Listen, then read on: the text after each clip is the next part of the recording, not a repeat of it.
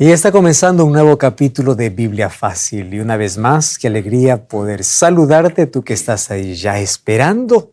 Una vez más, el nuevo episodio. Estamos estudiando Apocalipsis capítulo 14, el mensaje de los tres ángeles. Y ya estamos en el tercer mensaje, o en el mensaje del tercer ángel. Así que bienvenido, un grande abrazo para ti. Gracias por permitirnos, como siempre, acompañarte. Y gracias por estudiar junto a nosotros la palabra de Dios. Nuestro cariño y nuestro abrazo, como también nuestras oraciones para ti. Que Dios pueda bendecirte en gran manera. Y en este estudio que juntos estamos teniendo, podamos escuchar la voz del Espíritu Santo. Y podamos tomar decisiones acertadas que tienen que ver con nuestra salvación. Gracias de todo corazón. Y hoy una vez más quiero ofrecerte un regalo extraordinario para ti. Y aquí en mis manos yo tengo la revista Esperanza con su edición especial La Cura del Pecado. Solicítalo de manera gratuita a nuestro WhatsApp más 5512-98-100-1460 o también tú puedes ingresar a nuevotiempo.com/escuela bíblica. Muy bien, ¿estás listo para estudiar la Biblia? Con Biblia en mano, vamos a abrirla entonces y antes de hacerlo, como siempre, vamos a orar. Antes de ingresar al episodio de hoy, vamos a pedir la dirección de Dios a través de una oración. Oramos. Te damos gracias, Señor, por este momento especial, donde estamos aquí, listos para estudiar tu palabra. Y pedimos que una vez más tu Santo Espíritu pueda guiarnos para poder comprender esta verdad que es tan importante para nuestra vida. Bendice a la persona que está ahora del otro lado de esta pantalla, a través de la televisión, de una plataforma social, de una red social, acompañándonos en este programa. Que tu Santo Espíritu pueda abrazarla, pueda consolarla, fortalecerla, ayudarla y que juntos hoy podamos ser bendecidos por tu palabra. Pedimos esa bendición en el nombre de Jesús. Amén. Muy bien. Vamos a Apocalipsis capítulo 14, que es nuestro tema de estudio durante toda esta temporada. Ya estudiamos el mensaje del primer ángel, ya estudiamos el mensaje del segundo ángel y vamos al mensaje del tercer ángel, que ya la primera parte lo vimos en el capítulo anterior. Apocalipsis capítulo 14, versículo 9 y 10. El tercer ángel lo siguió diciendo a gran voz: si alguno adora a la bestia y a su imagen y recibe la marca en su frente o en su mano, él también beberá del vino de la ira de Dios, que ha sido vaciado puro en el cáliz de su ira, y será atormentado con fuego y azufre delante de los santos ángeles y del Cordero. Capítulo o versículo 11 y 12 lo dejaremos para otros episodios, otros capítulos. Ya en el programa anterior vimos ¿quién es esa bestia? Revelada en Apocalipsis capítulo 13. A la verdad habla de dos bestias o de dos poderes, una que sale del mar y otra que sale de la tierra. Aquella que sale de la tierra finalmente obligará a todo el mundo para que puedan adorar a la primera bestia. Más aquí hay un mensaje más y dice que si alguno adora a la bestia y a su imagen y recibe la marca en su frente o en su mano. Nuestro estudio de hoy es ver cuál es esa imagen de la bestia y cuál es la marca que coloca en la frente o en la mano. Entonces, nuestro tema es la imagen y la marca de la bestia. ¿Cuál es esa imagen? Si yo les presento aquí, una imagen en esta pantalla, todos podemos ver que la figura que aparece allí es de un león, ¿verdad? Es la imagen de un león. No es un león en realidad, pero es la imagen. ¿Qué cosa es una imagen? Una imagen es una copia del original, ¿no? Por eso es que las imágenes nos ayudan a representar. Sin embargo, la imagen siempre será una copia. Ya en el capítulo anterior hablamos de que dos poderes serán aliados en el tiempo del fin para cumplir sus propios propósitos en contra de Dios o en contra del pueblo de Dios. Vamos a ver de qué manera esta imagen se ve. En Apocalipsis 13 encontramos que dos poderes se aliarán. Esto ya vimos en el capítulo anterior, solo que aquí vamos a juntar algunas características y a recordar algunas que ya estudiamos. Primero, el primer poder es una institución humana. Y el segundo poder, hablando de la segunda bestia, también lo es. Las dos son instituciones humanas. Número 2, el primer poder es religioso, pero también es político. Y el segundo poder es centro religioso. ¿Dónde está el centro de todas las religiones del mundo? En el segundo poder, ¿verdad? Entonces ahí hay una coherencia o ahí hay un paralelo que existe entre ambos poderes. Mientras uno es religioso, el otro es el centro del poder religioso. En tercer lugar, el primer poder es político y tiene influencia global. El segundo poder también lo es. Tiene influencia, tiene autoridad, tiene poder sobre el mundo. El primer poder es intolerante. El segundo poder será intolerante, porque ahora todavía no lo es. Será. Entonces, el país de la libertad se tornará finalmente en el país opresor. Ahora, es interesante notar aquí un detalle. Cuando hablamos acerca de estos dos poderes, vimos allí el primer poder representado por el sistema papal y el segundo poder representado por Estados Unidos. Cuando se alíen estos dos poderes, ¿qué cosa va a ocurrir sobre la tierra? Sobre todo el mundo se va a levantar una ley. Cuando se levante una ley de imposición para que todo el mundo le obedezca, esa ley se dictará. ¿Dónde primero? En Estados Unidos, que es el segundo poder que apoya al primero. Entonces, en ese sentido, Estados Unidos se tornará la imagen. ¿Imagen de qué? Por allí comencemos. ¿Qué cosa hizo el primer poder durante 1260 años? Impuso, obligó y persiguió. La copia de lo que hizo este primer poder, la copia, por eso es la imagen, nuevamente sucederá en el futuro. Ahora todavía no. Pero todo el camino está siendo abierto para que esto pueda darse. Una copia, una imagen de lo que ya ocurrió en los 1260 años, pero ahora con una ayuda más del segundo poder. Para entender la imagen, necesitamos ir a Daniel capítulo 3. Ustedes saben que en Daniel nosotros encontramos que hasta la mitad del libro se puede denominar los capítulos históricos de Daniel, donde muestran varias historias de asuntos que nuevamente acontecerán en el tiempo del fin, pero obviamente no de manera literal, sino apenas como simbolismo. No estoy diciendo de todos, de algunos de ellos. Capítulo 2 obviamente habla acerca del sueño de Nabucodonosor. ¿Qué cosa es lo que falta cumplirse del capítulo 2? La piedra que es arrancada y que destruye toda la imagen. ¿A qué representa esa piedra? El regreso de Jesús. Solo que el capítulo 3 es un capítulo histórico que tiene mucho que ver con lo que sucederá en el tiempo del fin. Esta profecía aún no se ha cumplido. Pero para tener una idea de cómo se cumplirá, tenemos que ver un hecho que ya aconteció. Entonces, lo que va a suceder en el futuro, más o menos es una imagen, una copia de lo que sucedió en el original. ¿Cuál es la imagen original? Daniel capítulo 3. Vamos a ver qué cosa sucede ahí. Vamos allí a leer a partir del versículo 1 en adelante. Yo ya les conté un poco la historia. Nabucodonosor, él quiere que su reino sea eterno y él dice, yo voy a levantar ¿qué cosa? Una estatua. Esa estatua era toda de oro.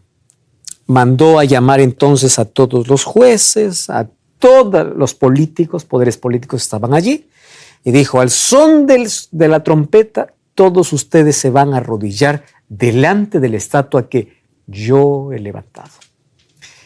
¿qué cosa estaba colocando Nabucodonosor? Una imagen. Una imagen. A esa imagen, ¿qué cosa tendrían que hacer? Adorar. ¿Qué representaba esa imagen? Su poder, su reino eterno. Muy bien. Dentro de toda esa multitud, ¿quiénes estaban? Ananías, Misael y Azarías, al cual lo cambió nombre Nabucodonosor, que luego pasaron a llamarse Sadrach, Mesach y Abednego. Estos tres, cuando escucharon el sonido de la trompeta, del tamboril, de todos los instrumentos que Nabucodonosor había mandado, mientras todos se arrodillaron, estos se mantuvieron de pie. Estos que se mantienen de pie frente a una orden e imposición de adoración humana, ¿a qué representa? A los fieles hijos de Dios, al remanente que en el tiempo del fin no doblegarán su vida frente a una imposición humana. Entonces aquí encontramos más o menos cómo va a suceder. Sin embargo, hay una amenaza. ¿Cuál es la amenaza? Cualquiera que no adore la imagen que yo levanté, ¿a dónde será echado? Dice, a un horno de fuego, pero que será calentado o fue calentado 7 veces más cuando 3 desobedecieron su orden. Y es interesante que ahí a partir del versículo 8, alguien dice, mira, hay 3 que no te han obedecido, no te han escuchado, han desobedecido tu voz. Nabucodonosor se acerca astutamente y le dice, les voy a dar una nueva oportunidad. Y ante esa nueva oportunidad, ¿qué cosa es lo que responden estos 3 muchachos? No queremos oportunidad. La decisión está tomada. Presten atención a todos los detalles. ¿La decisión cuándo se tomó? ¿En el momento o la decisión ya estaba tomada desde antes de poder estar en esa reunión? Desde antes. La decisión está tomada. Puedes amenazarnos como tú quieras, puedes echarnos al horno que tú quieras, pero la decisión está tomada. Otro detalle. Nabucodonosor, enfurecido, mandó echarlos al horno de fuego. Les hago la pregunta. ¿Dios evitó que ellos entren al horno de fuego? No. Dios los acompañó en el horno de fuego. Y aquí voy a hacer un pequeño paréntesis porque hay muchos cristianos que piensan así. Dios nos librará de la tribulación final. No. Dios te acompañará en la tribulación final. Porque algunos que piensan que Dios nos librará significa que Dios nos robará, Dios nos llevará para que no pasemos por la tribulación. Eso no existe. Cuando dice yo te guardaré, está diciendo yo te protegeré. No es yo te raptaré, no es yo te llevaré, yo te acompañaré. Entonces lo que sucede en Daniel capítulo 3 más o menos es una historia real que aconteció en el año 600, del año 605 en adelante, más o menos lo que ocurrirá en el tiempo del fin cuando estos 2 poderes, tanto el sistema papal como Estados Unidos, se unan y levanten ahora un nuevo edicto, una nueva orden. Y aquellos que no obedezcan, ¿qué cosa tendrán? Es que ser castigados. Pero el pueblo de Dios, fiel y sincero, se mantendrá de pie. Otra pregunta. ¿Por qué ellos no se postraron delante de la estatua? Porque la orden de inclinarse ante una imagen estaba yendo en contra ¿de qué? Del segundo mandamiento de la ley de Dios. ¿Cuál es el segundo mandamiento de la ley de Dios? No te harás imágenes, no te harás esculturas y no te inclinarás. Entonces, lo mismo va a ocurrir en el tiempo del fin. Ya no con el segundo mandamiento, sino con otro mandamiento de la ley de Dios. Eso es lo que vamos a ver ahora. ¿Cuáles son las semejanzas entre Daniel 3 y Apocalipsis 13? En ambos encontramos un rey soberano y poderoso. En el caso de Daniel está Nabucodonosor, en el caso de Apocalipsis 2 poderes aliados. En ambos encontramos una imagen falsa, tanto en Daniel como en Apocalipsis. En ambos encontramos una adoración forzada, que es una imposición. En ambos encontramos la unión entre iglesia y Estado. La adoración con Nabucodonosor tenía que ver con religión. Pero la imposición era un asunto político. Unión. de dos cosas. Y en ambos encontramos ¿qué cosa? Pena de muerte. Porque si ustedes leen Apocalipsis capítulo 13, miren lo que dice, el versículo 15, lo que hace este segundo poder. Se le permitió infundir aliento a la imagen de la bestia para que la imagen hablase y hiciese matar a todo el que no la adorase. Y hacía que todos, pequeños y grandes, ricos y pobres, libres y esclavos, se les pusiese una marca en la mano derecha o en la frente, que ninguno pudiese comprar ni vender si no tuviese la marca o el nombre de la bestia o el número de su nombre. Y aquí hay sabiduría, que la marca de la bestia es 666. Y aquí vamos a descubrir qué representa eso. Muy bien, en ambos ¿qué cosa hay? Pena de muerte. En el caso de Nabucodonosor, el que no me obedece, al horno de fuego. En el caso de estos dos poderes aliados, ¿qué cosa es? Quien no obedece, ¿qué cosa va a suceder? No puede comprar, no puede vender, está restringido de todo. Bueno, ¿cuáles son las semejanzas? En estos dos textos bíblicos encontramos un decreto universal, una demanda de adoración y una obediencia a una orden humana. Estas tres características que tiene Daniel capítulo 3 se repetirá en el tiempo del fin. Por eso el mensaje del tercer ángel es: acepta el evangelio eterno, obedece a Dios, refleja el carácter de Dios, adora a Dios. Si tú entiendes bien el evangelio, no te vas a dejar sorprender por el vino de Babilonia. Vas a salir de la confusión. Pero ojo, en el tiempo final va a haber opresión, donde tu fe va a ser probada. Por eso no adores ni a la bestia ni a su imagen. Entonces aquí estamos viendo cuál es la imagen en base ya a una imagen que fue levantada en Daniel capítulo 3. Ahora, ¿cuál es la marca de la bestia? Aquí hay muchas especulaciones sobre este asunto. Dentro del mundo cristiano inclusive, yo ya vi tantas cosas que la verdad ya no sé ni cómo explicar, porque hay gente que escucha pero no entiende. La marca de la bestia no será un asunto literal. Yo ya escuché a personas decir, cuando alguien venga a marcar pues 666, yo no me voy a dejar. No se trata de que alguien va a venir a marcarte en la frente. Tú vas a tener que extender la mano y vas a andar enseñando, aquí tengo la marca de la bestia. Hay personas hoy irrespetuosas que tienen el 666, ¿no? Aquí en tatuaje, en el hombro, en el pecho, ya estoy marcado, eso es la bestia. Eso no es. La marca de la bestia no es un tatuaje. La marca de la bestia no es un asunto literal. Tampoco la marca de la bestia es un asunto, es una vacuna. Cuando apareció el asunto de vacuna, ahí viene la marca de la bestia. No lo es. Es que ahí vienen para controlarnos. Ya somos controlados por los dispositivos. No se trata la marca de un asunto literal. Yo recuerdo en el año 2000, me parece una tremenda alarma allí en mi país. Código de barras, si tú sumas todos los, ahí está el 666. Y por allí otro diciendo, aparece. No, la marca no se trata de un asunto literal, sino de un asunto simbólico. Y ahora tenemos que descubrir cuál es el símbolo. Primero tenemos que descubrir el trasfondo de esta marca. Entonces quitemos de nuestra cabeza que la marca de la bestia va a ser un microchip implantado, que la marca de la bestia es una vacuna, que la marca de la bestia... No, la marca de la bestia es un acto simbólico que tiene que ver con mano y frente, solo que mano y frente es un simbolismo. Frente es el asiento de nuestras decisiones. Cuando dice que serás marcado en la frente, está diciendo que tú tomarás la decisión de ser marcado. Ahora vamos a descubrir cuál es la marca. ¿Qué cosa es mano? Mano sí es símbolo de trabajo. Entonces, tú decides trabajar o dejar de trabajar de acuerdo a la imposición que se venga. Entonces, tener la marca en la frente o en la mano es un asunto simbólico, no es un asunto literal. ¿Por qué la frente y la mano?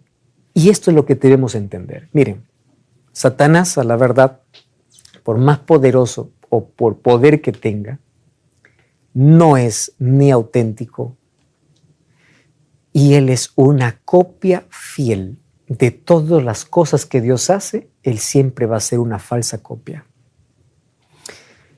En Apocalipsis existe 3 ángeles. ¿Sabe qué aparece en Apocalipsis? 3 espíritus a manera de ranas. Una copia de lo que Dios hace.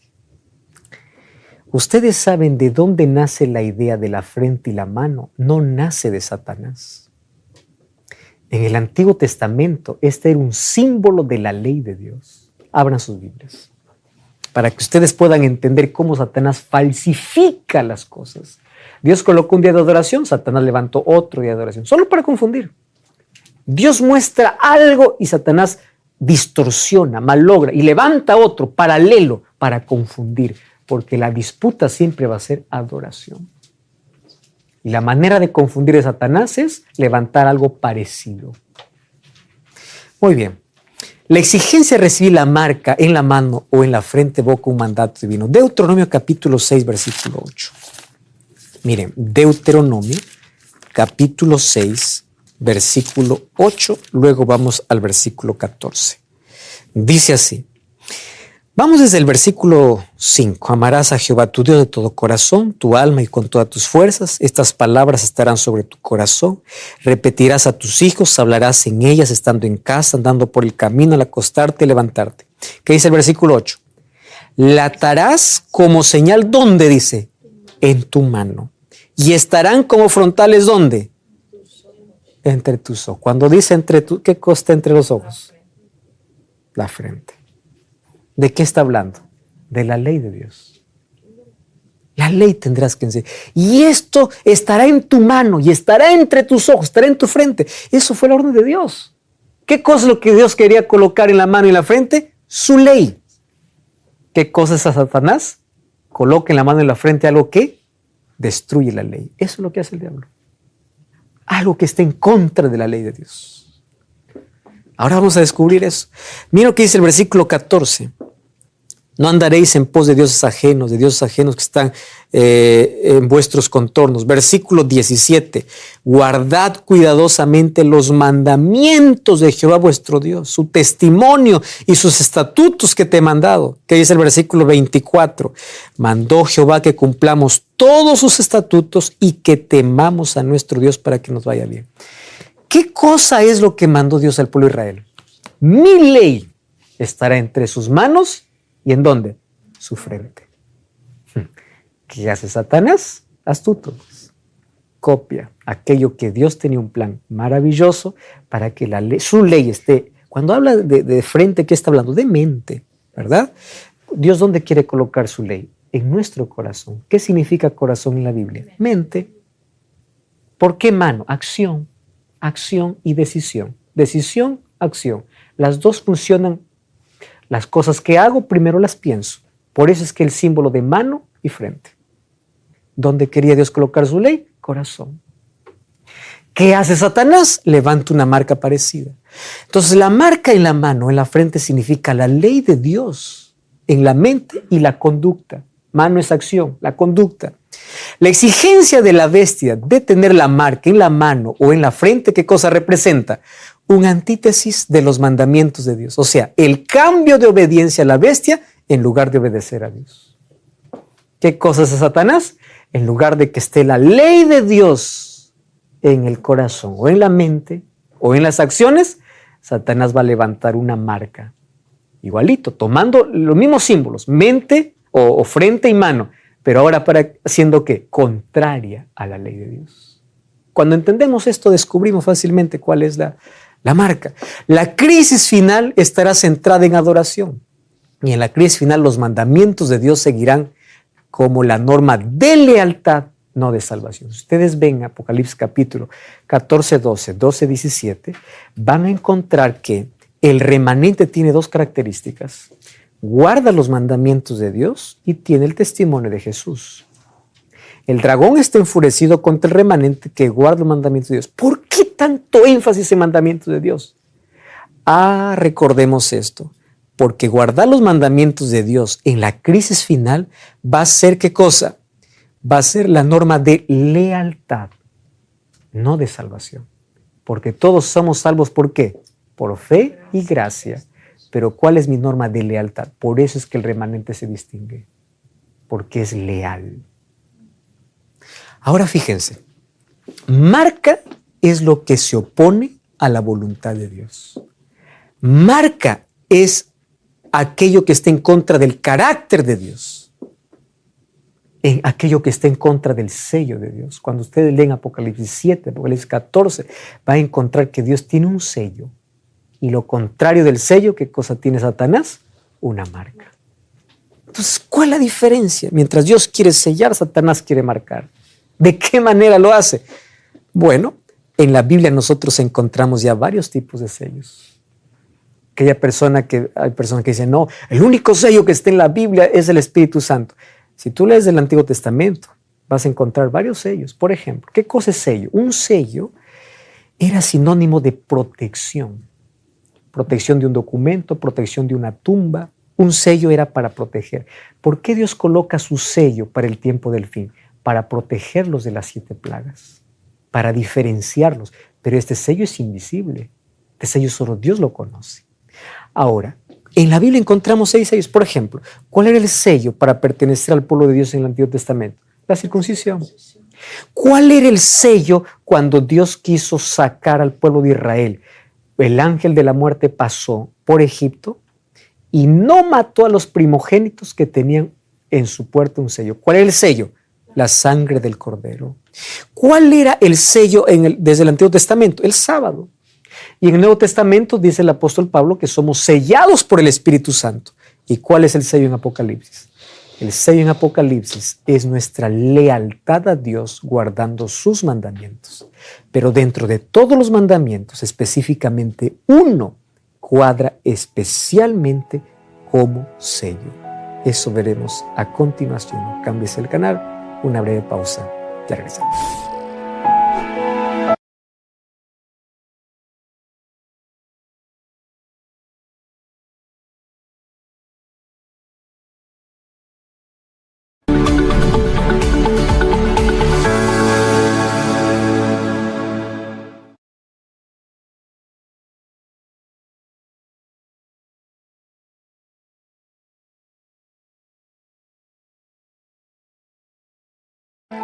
Estamos de regreso aquí en Biblia Fácil y aquí en mis manos yo tengo un curso bíblico, Revista Esperanza, con su edición especial La Cura del Pecado. Solicítalo gratuitamente a nuestro número de WhatsApp y a la dirección que aparece aquí ahora mismo en tu pantalla. Muy bien, vamos a continuar entonces con nuestro estudio sobre el sello de Dios y cómo Satanás, a través de 2 poderes aliados, va a intentar imitar, pero solamente para oponerse a la voluntad de Dios. Entonces, lo contrario del sello, ¿qué cosa es? La marca. El apóstol Pablo dice que nosotros todos somos sellados por el Espíritu Santo. Solo que hay un asunto interesante que hace el Espíritu Santo. El Espíritu Santo, cuando no sella, ¿qué cosa hace? ¿Cuál es su trabajo? El trabajo es transformar la vida para colocarnos en armonía con la voluntad de Dios. ¿Y cuál es la voluntad de Dios? La voluntad de Dios está expresada en su palabra y en su ley, porque su ley es el reflejo de su carácter. Romanos capítulo 7, versículo 12 dice que la ley es santa, buena y justa. ¿Qué son? Atributos de Dios. Dios es justo, santo y bueno. Entonces Satanás lo que quiere es distorsionar, romper ese sello, que ¿dónde está? En su ley.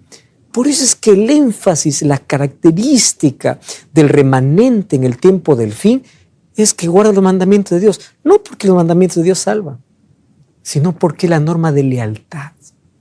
La causa de la salvación, ¿qué cosa es? La gracia de Dios. La evidencia de la salvación, ¿qué cosa es? La obediencia. Entonces, cuando yo soy sellado por el Espíritu Santo me coloca en armonía con la ley de Dios. ¿Para reflejar qué cosa? El carácter de Dios. ¿Cuál es la base de la ley? El amor.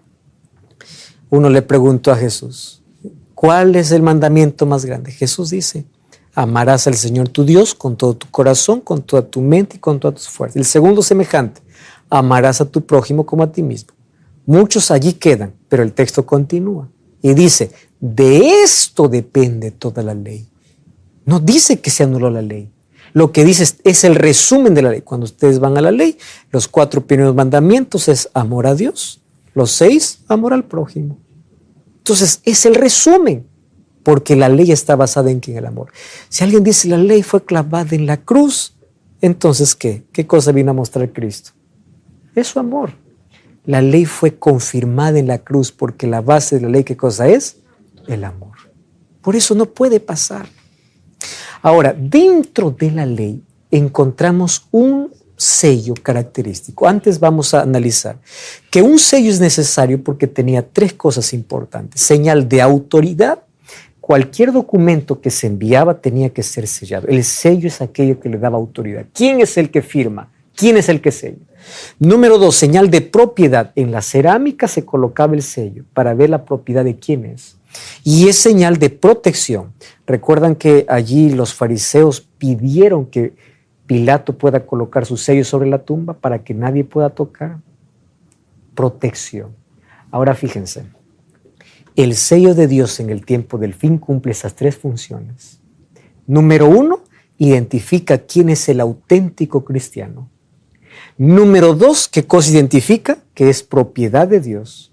Y número 3, lo protegerá de las plagas. Por eso es que en Apocalipsis capítulo 14, el mensaje del tercer ángel es: si no quieres beber de las plagas, del puro cáliz de la ira de Dios, entonces no permitas ser marcado con la marca de la bestia, ni adores a la bestia. Sé fiel a Dios, sé leal a Dios. Ahora, dentro de la ley de Dios, nosotros encontramos un mandamiento que cumple con tres características de un sello. ¿Cuáles? Un sello tenía tres características, tenía nombre, cargo y jurisdicción. Vamos a leer ahí en Éxodo 20:11, dicen: 6 días hizo Jehová nombre. ¿Qué hizo? Los cielos y la tierra, el mar y todo lo que en ellos hay. Reposó el séptimo día, por eso Jehová bendijo el día de reposo y lo santificó. ¿Y dónde está el cargo? Vamos a leer versículos antes. Ahí dice: ¿por qué nosotros debemos observar? Y no solamente el sábado, sino toda la ley de Dios. Solo que este mandamiento tiene características especiales. Miren allí lo que dice el versículo 11. Porque en 6 días hizo Jehová los cielos, la tierra y el mar, ¿verdad? Por eso es que manda Jehová a descansar en el día sábado. El nombre, Jehová.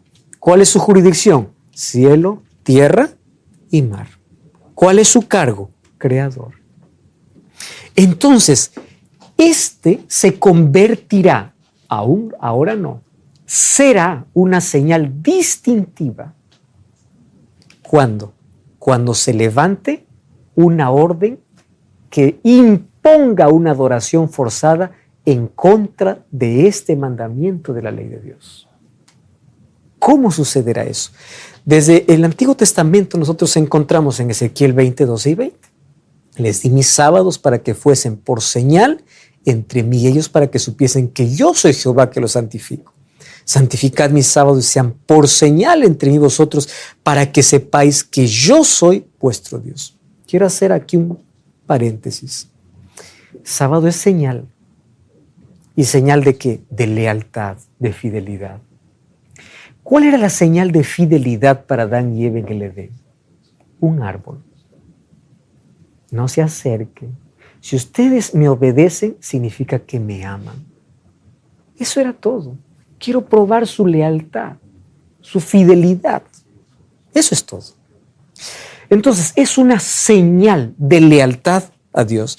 Ahora, en el tiempo del fin va a haber una ley, así como hubo una ley que quebró el segundo mandamiento para los 3 amigos de Daniel, habrá una ley que se impondrá ahora, dentro de poco, para poder quebrar el 4º mandamiento de la ley de Dios. ¿Cuál es el 4º mandamiento de la ley de Dios? El sábado.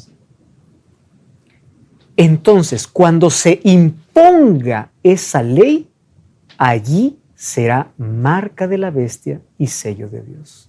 Aquello que se opone a la voluntad de Dios. ¿Cómo lo entendemos esto? Vamos a ver un paralelismo entre Éxodo 20 y Apocalipsis 13 para que ustedes se den cuenta cómo Satanás quiere no solo quebrar un mandamiento, sino toda la ley de Dios. Miren lo que hace Satanás. En Éxodo capítulo 20 encontramos lo siguiente. El primer mandamiento: no tendrás otros dioses.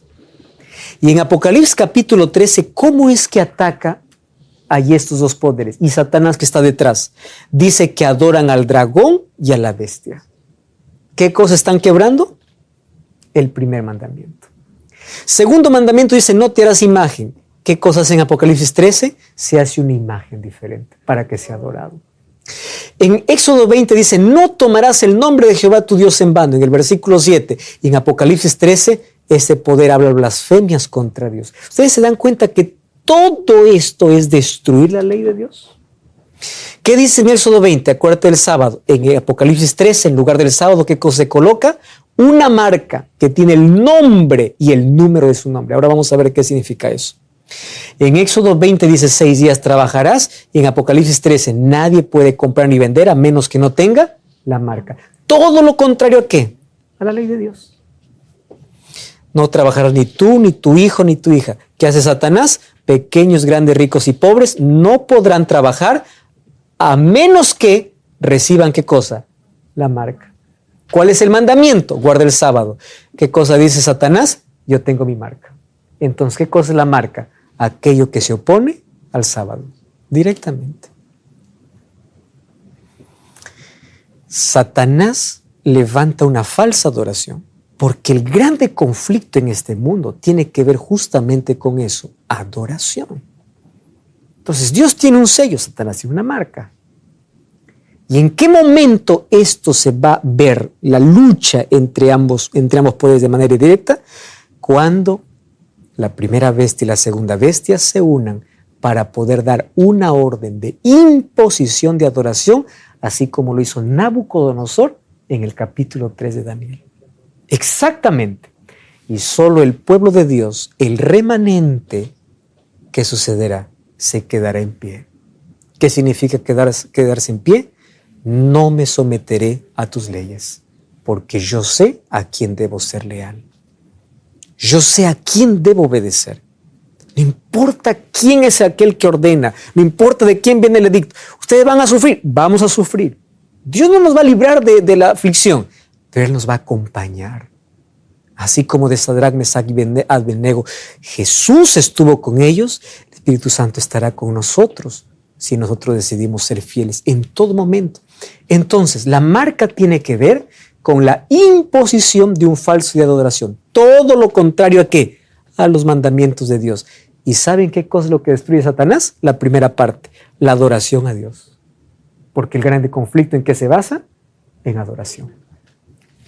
Si ustedes se dan cuenta y ustedes preguntan a aquellas personas que dicen, no, ley no existe, eso fue para el judío y todo, hagan la siguiente pregunta. Honra a tu padre y a tu madre. ¿Es un mandamiento, sí o no? Sí lo es. ¿Dónde está? En la ley de Dios. Pero si la ley fue clavada toda. No fue clavada por pedazos. No matarás. ¿Dónde está? En la ley de Dios. O sea, ahora la ley no existe, fue clavada, hay que matar. No, entonces la ley no fue clavada. Si ustedes se dan cuenta, el ataque del diablo no es con los 6 últimos mandamientos. Es con los primeros 4. ¿Cuáles son los primeros 4 mandamientos? Idolatría, tomar el nombre de Dios en vano, hacer esculturas y guardar el sábado. Los 4 mandamientos que tienen que ver con nuestra lealtad y amor a Dios, ese es el ataque del diablo. Eso hay que derribar. ¿Por qué? Porque al no adorar a Dios, ¿a quién estás adorando? A Satanás.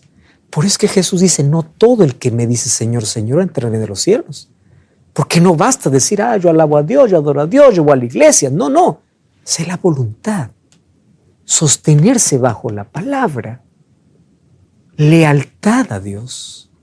Y la obediencia entra dentro de eso. Entonces, finalmente el mundo estará dividido en 2. No de manera literal estará marcado, pero Dios ya conoce quiénes son aquellos que deciden y cómo comenzará esto.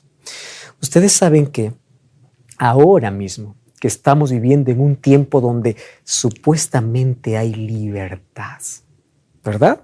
Y se defiende la libertad. ¿Eso es verdad? Veamos algunos países. Jóvenes no pueden terminar sus estudios porque hay un examen que se da en el día sábado. Y si no das el examen, tú pierdes el curso. ¿Dónde está la libertad? No hay libertad. En mi empresa solamente trabajo si es que tú trabajas de lunes a sábado. Domingo es tu día libre. Si no, ¿dónde está la libertad? Ahora que supuestamente hay libertad, existen ciertas restricciones. Imagínense cuando se corte toda esa libertad. Por imposición. Cuando esto venga como imposición, se tornará ¿en qué? En marca. ¿Correcto? Cuando esto venga como imposición. Sin embargo, nosotros debemos tener la decisión de los 3 jóvenes que se mantuvieron de pie. Ellos no tomaron la decisión cuando estaban amenazados. Antes, nosotros ya hemos decidido. La decisión se toma antes. Muy bien, entonces mano y frente significa decisión y mano, acción. Llegará un momento en que dirá, tú perderás tu trabajo, tú perderás tus privilegios, perderás todo, si es que no obedeces esa ley. Y es allí donde el justo por fe vivirá. ¿Y por qué 666? Es interesante, pero este número viene de Babilonia. Recordemos que en Apocalipsis hace mucho referencia a la Babilonia como imperio. Ustedes saben que los babilonios colocaban números a sus dioses. El número 6 era el dios menor. El número 60 era el dios mayor. Y el número 600 era todos los dioses. Si nosotros juntamos el dios menor, el dios mayor y todos los dioses, son 666. ¿Qué cosa significa 666? Idolatría, donde yo dejo de adorar a Dios conforme me pide su palabra para yo someterme a una autoridad humana. Idolatría. Abandono a Dios por someterme. Ahora, este sistema sexagesimal se repite. Hay un decreto de muerte en Daniel, como también habrá ahora en el tiempo del fin cuando se levante esa imposición. Y qué interesante, Daniel 3:13 al 17, cuando Nabucodonosor les dice a esos 3 jóvenes, ahora les va a dar una oportunidad más para que ahora ustedes sí puedan adorar la imagen que yo levanté. Y ellos dijeron, no es necesario que te respondamos sobre este asunto. Nuestro Dios a quien servimos puede librarnos del horno de fuego ardiendo, puede librarnos de tu mano, oh rey. Y si no, o sea, si Él no decide librarnos, sepas tú, oh rey, no serviremos a tus dioses, ni adoraremos la estatua que has levantado. Voy a hacer un resumen aquí que es necesario.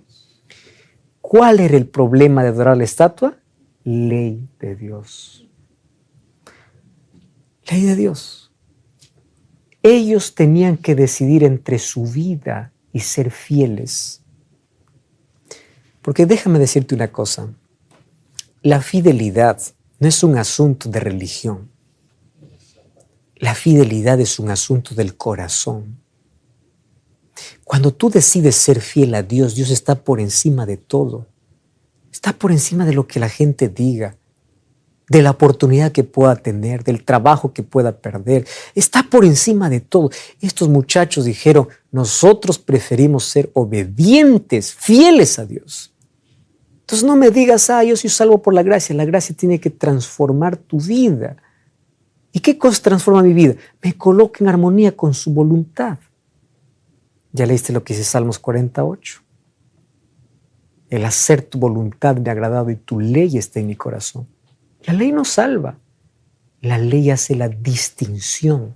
Es la evidencia de que tú eres salvo por la gracia de Cristo. Entonces la causa de la salvación siempre va a ser la gracia. Yo no me salvo por lo que hago. Yo me salvo por lo que Dios hizo y lo que Dios hace en mi vida. Pero la evidencia de que fui alcanzado por ese evangelio eterno, por esa gracia, es lealtad, es fidelidad, es obediencia. Vamos a 1 de Juan capítulo 5. Miren lo que dice. 1 de Juan capítulo 5. Vamos al versículo 2 y versículo 3. En esto conocemos que amamos a los hijos de Dios cuando amamos a Dios y guardamos sus mandamientos. Pues este es el amor a Dios, que guardemos sus mandamientos, y sus mandamientos no son pesados, no son gravosos, no es una carga. Claro, si tú guardas los mandamientos para salvarte, eres legalista. Pero si tú guardas porque amas a Cristo, Ese es el amor. Vamos a retroceder dos capítulos más. 1 Juan capítulo 2, versículo 4. El que dice, yo conozco a Dios y no guarda sus mandamientos, el tal es mentiroso y la verdad no está en él. ¿Qué dice el versículo 3? Y en esto sabemos que le conocemos si guardamos sus mandamientos. ¿Por qué tanto énfasis aquí? Guarda mandamientos, guarda mandamientos. Porque Satanás se ha levantado para destruir los mandamientos de Dios. Y nuestra fidelidad a Dios se muestra en cuestión de obediencia, de lealtad. Entonces, adoración no solamente es levantar las manos y decir aleluya, amén, gloria a Dios. Adoración es obediencia, es lealtad, es entrega. Adoración es permitir que Cristo transforme mi vida. Él me torna obediente. Él produce los frutos en mí. Porque finalmente esto distinguirá a aquellos que son fieles o no. Una vez más, Mateo 7:21. No creas que porque me dices Señor, Señor, entrarás en el reino de los cielos. Muchos me dirán, Señor, en tu nombre sacamos fuera demonios, en tu nombre hicimos milagros. Eso significa que ni todo milagro viene de Dios. Ni todo el que expulsa demonios quiere decir que Dios está con él.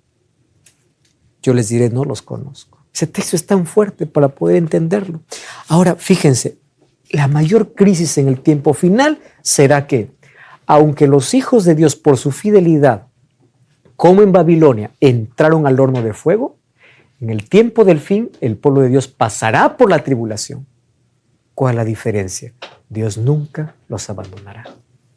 Así como estuvo allí en el horno de fuego, estará siempre hasta el fin. He aquí yo estoy con vosotros todos los días hasta el fin del mundo. Apocalipsis 13:15 dice, se le permitió infundir aliento a la imagen de la bestia para que la imagen hablase e hiciese matar a todo el que no la adorase. ¿Qué significa esto? Habrá un edicto de muerte finalmente. Aquel que cuando se levante la orden para adorar un día, todo el mundo tiene que adorar un solo día. ¿Y saben qué día va a ser? Aquello que se opone al sábado, ¿qué cosa es? Domingo. Cuando se levante esa orden como imposición y aquellos que no obedezcan, habrá una orden de muerte igual que con la que hubo con Nabucodonosor. Ahora fíjense, es una encíclica que lo escribió el Papa Francisco. Esta encíclica está distribuida y cualquiera lo puede tener. Yo lo tengo, yo no lo traje aquí para mostrarles. Yo tengo esta encíclica. Se llama así, Laudato Si. ¿Cómo poder cuidar la casa común? Nuestra casa. ¿Ustedes saben qué cosa habla Laudato Si? El cuidado del medio ambiente. ¿Saben cuál es la propuesta para la ONU? Es así. Todos necesitamos un día para la familia. ¿Se escucha bonito? ¿Sí o no? Sí. Todos necesitamos parar las fábricas para menguar la contaminación. ¿Se escucha bonito? Sí. Todos necesitamos descansar un día. Perfecto. Pero tiene que ser el domingo. El sábado del Señor fue olvidado. Por eso el único mandamiento comienza con acuérdate. Eso ya no sirve. Déjalo para el judío. Déjalo para el antiguo. Ahora, por la resurrección, guardamos el domingo. No está autorizado por la Biblia. No hay un texto bíblico que esto pueda decir que así es. Entonces, ¿qué cosa sucede? Un día el mundo tendrá que decidir entre obedecer a Dios o someterse a esos poderes. ¿Y de dónde saldrá esa ley? Primero aquí, en Estados Unidos. Todo el mundo finalmente copiará. Y quiero decirles una cosa, que las cosas cambien de un día para otro es tan fácil. Pasamos una pandemia donde todo el mundo tuvo una ley de restricción. Todos. Que los poderes se alíen, eso es cuestión de segundos.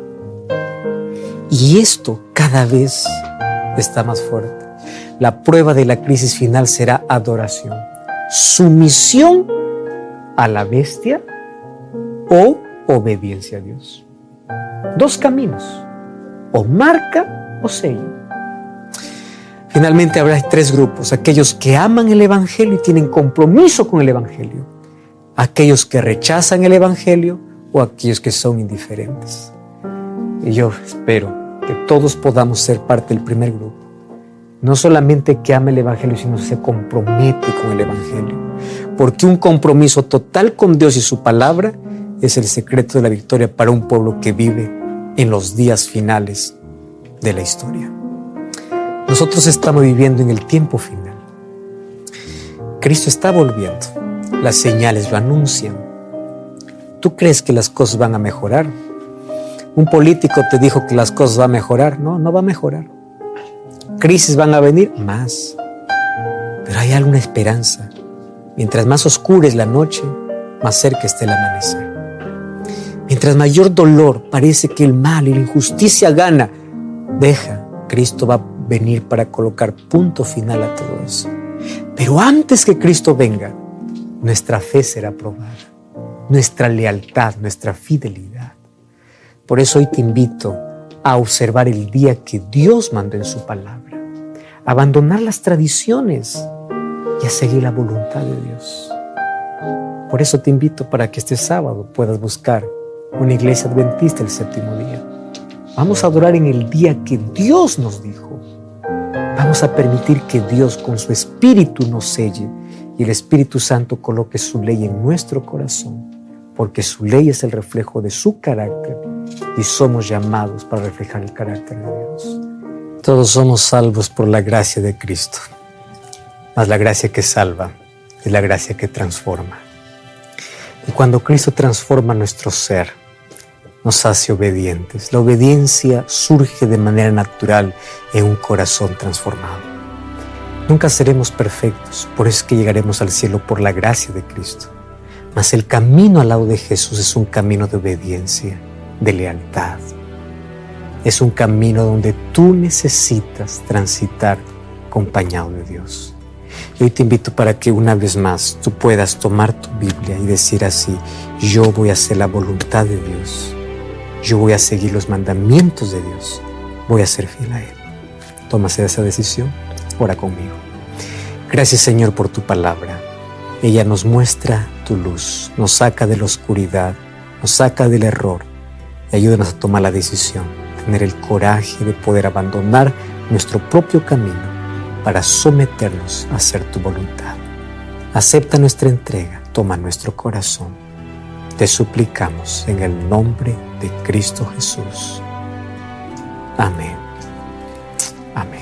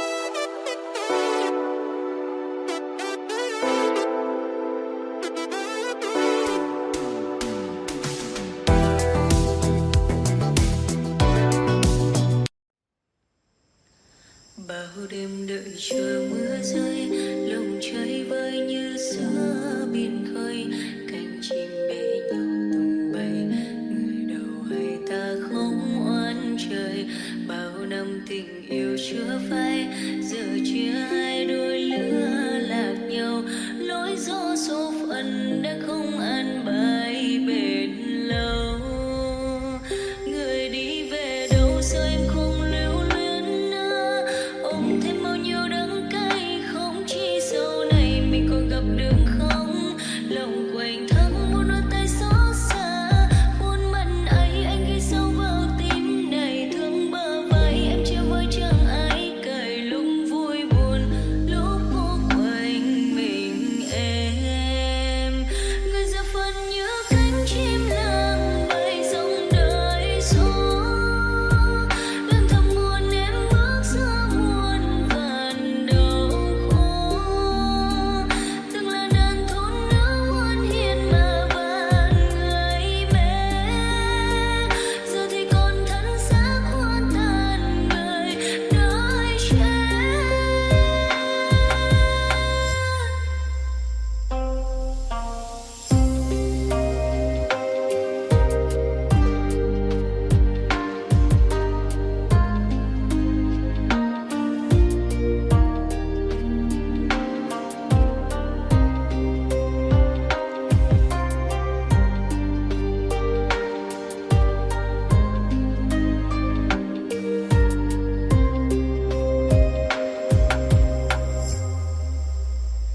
Tìm lại một chút